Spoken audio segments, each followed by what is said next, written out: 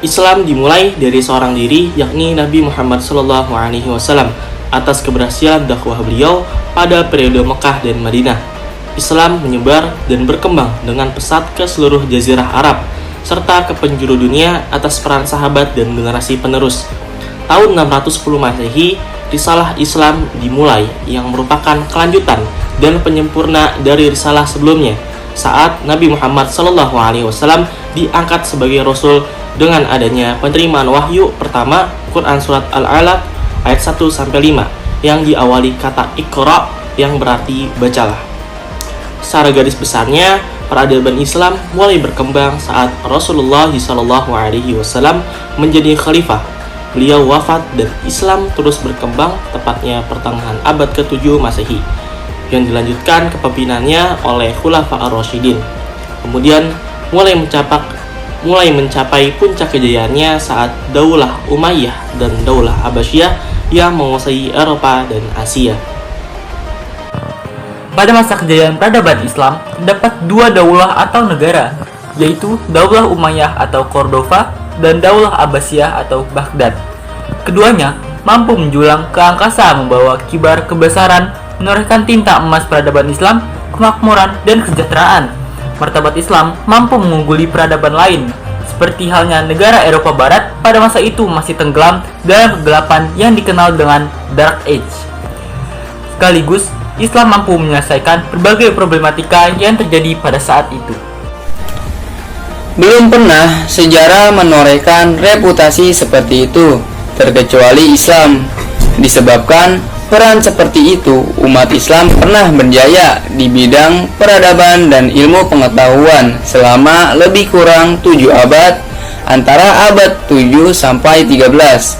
Kejayaan tersebut membuahkan pusat-pusat keunggulan baik di bidang pengetahuan, pendidikan, peribadatan, perekonomian, pertanian, kedokteran, astronomi, dan lain-lain. Semua hasil yang dicapai umat Islam ketika itu tercatat dalam lembaran sejarah dunia sampai saat ini, dan jejak-jejaknya dapat dilihat dan dinikmati oleh umat lain. Bahkan hasil yang dicapai bangsa Barat, Amerika Utara, dan Eropa Barat saat ini tidak lepas dari sumbangan besar umat Islam. Faktor pendorong kemajuan Islam terbagi menjadi dua, yaitu ada faktor internal dan faktor eksternal. Nah, saya akan menjelaskan mengenai faktor internal. Baik, yang pertama yaitu adalah sejak abad ke-9 Masehi, di negeri-negeri Muslim telah tumbuh pusat-pusat yang saling berlomba-lomba mengembangkan ilmu pengetahuan dan kebudayaannya. Misalnya Madinah, Mekah, Bangladesh, Damaskus, Kufah, Cordova, dan Isfahan. Dan yang kedua, yaitu umat Islam sangat konsisten dan istiqomah kepada Islam. Sebagai hasil dari proses telaah dan kajian yang mendalam sehingga menemukan konsistensi Islam yang mendorong kemajuan dan menjadi umat yang terbaik. Dan yang ketiga yaitu motivasi ajaran Islam agar umatnya unggul, maju, dan berkualitas dalam segala aspek kehidupan. Sebaliknya, menghindari martabat hidup yang tertinggal, terpuruk, dan apalagi menjadi beban pihak lain. Dan yang keempat, yaitu ajaran Islam yang membawa keseimbangan antara capaian lahir dan batin, serta kesuksesan duniawi dan ukhrawi.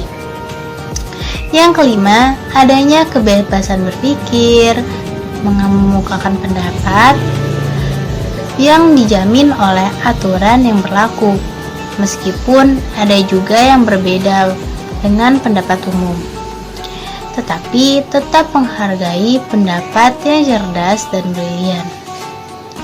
Dan yang keenam, adanya khalifah, amir, raja-raja muslim, menteri-menteri berpengaruh yang memberikan dorongan dengan dana berlimpah bagi perkembangan kemajuan Islam. Dan yang ketujuh, Islam membawa rahmat bagi alam semesta. Faktor eksternal yang mendorong kemajuan Islam ada 6. Di antaranya, yang pertama, adanya hubungan yang dinamis antara kebudayaan Arab Islam dengan kebudayaan lain yang telah maju sebelum datangnya ajaran Islam. Misalnya, Mesir, Babilonia, Yunani, India, dan Persia. Yang kedua, terbongkarnya rahasia pembuatan kertas di Cina melalui para tawanan yang ditangkap di Samarkand. Yang setelah dipelajari berulang-ulang, akhirnya orang-orang Muslim pun mampu membuatnya. Bahkan, pabrik kertas di Baghdad menjadi pabrik kertas pertama terbesar di dunia Islam. Yang ketiga, berpindahnya para ilmuwan dari orang non-Arab, Persia, Yunani, dan lain-lain ke Baghdad untuk menerjemahkan buku-buku ke dalam bahasa Arab. Yang keempat, penguasa khalifah memberikan peluang kepada orang-orang non-Arab, kaum mawali, untuk menduduki jabatan-jabatan penting di pemerintahan.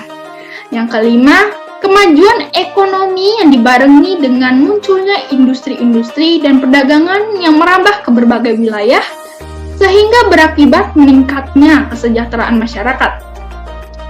Yang keenam dan terakhir, stabilitas politik dan keamanan yang kondusif.